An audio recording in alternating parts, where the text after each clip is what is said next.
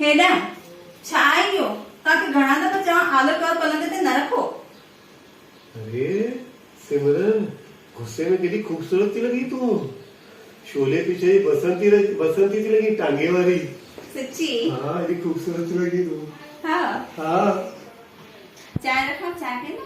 न चाहे न बरसात थी पए त मां चवां थो अगरि थी सघे त बिहनि जा पकोड़ा, वाङण जा पकोड़ा, कद्दूअ जा पकोड़ा, मिर्च जी पकोड़ा, हाँ, पोइ पटाटे जा पकोड़ा खीचन वांगुरु तर गरम गरम, हाँ, तर सुठो लॻंदो जाम। ठीकु आहे। हाँ? मां आयमि। हा, ॾिसो कीअं ख़ुशि कयो बसि, पकोड़ा बि खाईंदासीं गरम गरम पकोड़ा बि खाईंदासीं। हेॾा हाँ, खटी मीठी चटनी ठाहियो न पुदीने जी?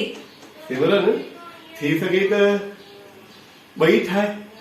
अच्छा ठीकु आहे। हाँ, गरम गरम पकोड़े सां खाईंदा, चटनी भी पकोड़ा भी। हैप्पी पकोड़ा दिवस 25 जुलाई। सभिनि खे विनती आहे सभु मल्हायो ऐं सभु ईअं ई ख़ुशि रखंदा रहो, हा न? हा।